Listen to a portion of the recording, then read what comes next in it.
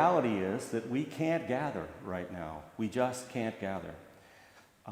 And if anything, it should be calling to mind for us, and as I look around to the different things that have been maybe out on social media, it's really calling to mind for all of us what we don't have. What does it say about what the lessons are? What are the things that have been taught to us about our appreciation for community and for prayer and for societal ways of gathering?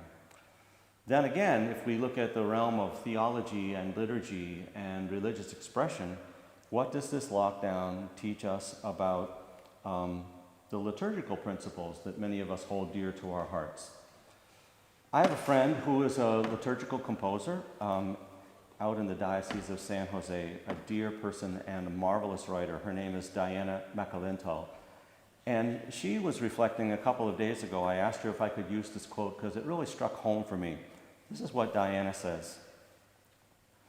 "This is also why liturgy online doesn't really work. It's okay. It can be comforting. Technology can make it more engaging, but it's just not the same as doing the liturgy together. Liturgy needs our bodies, our breath, our presence together, and not just the ordained, to enter into that which is bigger than us. Liturgy, like singing in a choir in the same room together, shoulder to shoulder, our voices rubbing up against one another, smoothing out the rough parts of ourselves, is intimacy with the divine through the very human presence of God with us, right next to us." Diana continues, "Let us not get too comfortable and complacent with things that try to fill our hunger for intimacy, but never will. For we await in joyful hope. We await in joyful hope. That day we know is coming when all our hungers shall truly be fed." So we need to assemble, and we can't. And we're all sort of champing at the bit right now. I know that for me, here in Dublin with my choirs, we're all kind of feeling very much right now the pains of the diaspora. It's very difficult to want to be able to sing. More than likely, many of you that are working in sacred music had all kinds of things planned for Holy Week, for the tail end of Lent, maybe for St. Patrick's Day, as we did. We had all kinds of things ready to go. We had started preparing our Easter repertoire back in January, and then on March 15th, here in Ireland, everything just came to a screaming halt.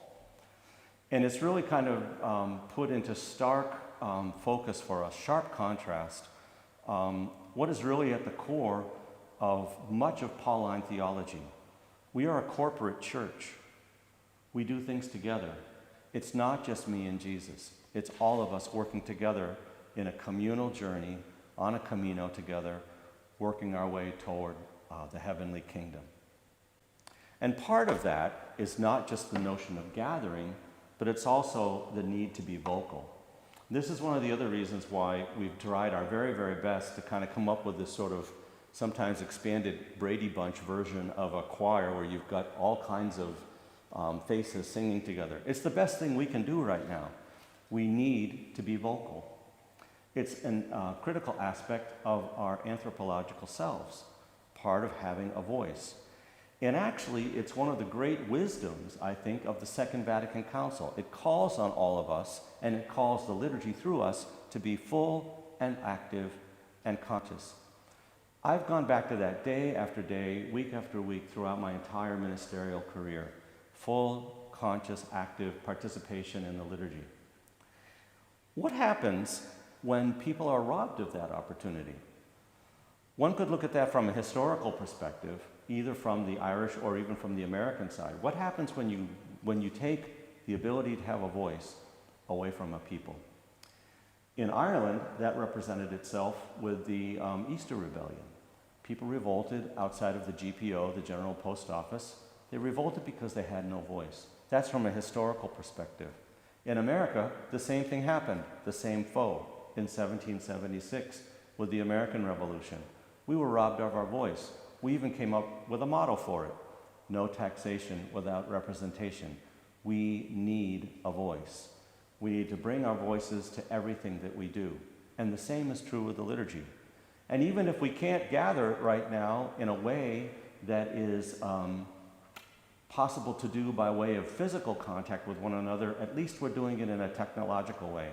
And I'm amazed at how inventive and creative people have been right from the start of all the things that we've been trying to work our way through over these past weeks.